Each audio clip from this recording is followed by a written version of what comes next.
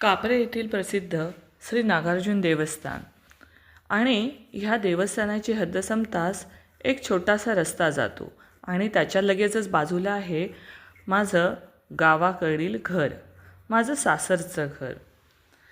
आणि हे घर अगदी रस्त्यालगतच आहे. रस्त्याच्या समोरच देऊळवाडीचं बस स्टॉप आहे आणि बस स्टॉपच्याच आमचं घर आहे. घराचा परिसर खूप मोठा आहे. इथे राहतात आमच्या माई, अर्थातच माझ्या सासूबाई. आम्हाला कामानिमित्त मला आणि माझ्या मिस्टरांना चिपळूणला राहावं लागतं. पण आमच्या माईंना चिपळूण फारसं काही आवडत नाही, कारण की ब्लॉकमध्ये सगळी लोकं आपली दार लावून असतात आणि त्यांना ह्या स्वच्छंदशा मोकळ्या जागेची, मोकळ्या हवेची सवय, त्यामुळे त्या इथेच राहायच्या. आमच्या गावाचा परिसर आहे तो खूप मोठा आहे. तसाच आमच्या घराचाही परिसर खूप मोठा आहे. खूप मोठं अंगण आहे आणि रस्त्यालगतच नारळीची झाडं लावलेली आहेत.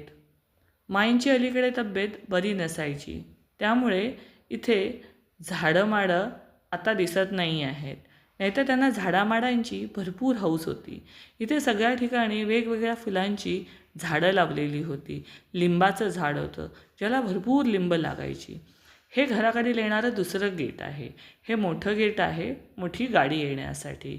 इथे आहे काळी मिरीचा वेल आणि बाजूला आहेत ती आंब्याची झाडं आहेत. हापूस आंबा आहे, ढेरा आंबा, मोठ्याच्या मोठा ढेरा आंबाही इथे आहे, जो खूप रसाळ आहे आणि ज्याला भरपूर आंबेही लागतात. तसंच बाजूला तुम्हाला दिसेल ते आहे चिकूचं झाड. इथे दुपारची वेळ असली तरीसुद्धा अजिबात ऊन जाणवत नाही, कारण की आजूबाजूला झाडीच एवढी आहे. इथे जशी झाडी आहे तसे मच्छरही भरपूर आहेत. दिवसा ढवळ्यासुद्धा तुम्हाला इथे भरपूर मच्छर चावतील. ही छोटीशी आहे ती आहे खोपटी. इथे चूल पेटवायला लाकडं ठेवली जातात. इथे गॅस जरी असला तरी पाणी ते तापवायला गावाकडील लोकांना चूलच बरी वाटते. हा इथला आहे रायवळ आंबा. रायवळ आंब्याचं उंच झाड, ह्यालाही मोठ्या आकाराचा रायवळ आंबा येतो आणि तोही खूप रसाळ आहे. आणि ही आहे केळीची बाग.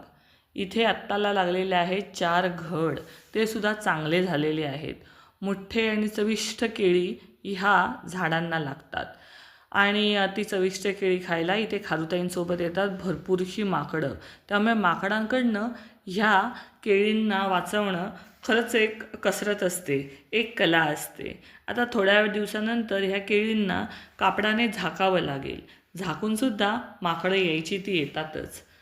इथे सुद्धा आजूबाजूला एवी भरपूर झाडं असायची, फुलं झाडं असायची. आणि हे आमचं बाजूचं आहेत, हे आहेत काजूची झाडं. ही काजूची झाडं अलीकडेच लावलेली आहेत.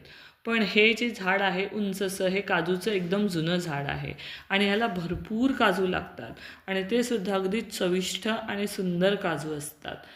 आणि हा आजूबाजूचा परिसर आहे, हा नेहमी स्वच्छ ठेवला जातो. आता इथे फार झाडं नाही आहेत ती फक्त थोडीशी तुळशीची झाडं आहेत आणि आजूबाजूला आहेत ती जास्वंदीची झाडं. फार झाडं नाही आहेत. समोर अंगणातच तुम्हाला दिसते ती आहे तुळशीचं वृंदावन. तुळशीच्या वृंदावनाच्या इथं तुम्ही पाहिलं तर तुम्हाला घरासमोरील मोठा अंगण दिसेल. ह्या अंगणामध्ये हिवाळ्यामध्ये गावातली मुलं इथे क्रिकेटची स्पर्धा भरवतात. असा हा रम्य परिसर आहे आमच्या गावाकडील घराचा. हे घर तुम्हाला कसं वाटलं, परिसर कसा वाटला, कॉमेंटमध्ये नक्की कळवा. भेटूया आपल्या पुढील व्हिडिओमध्ये.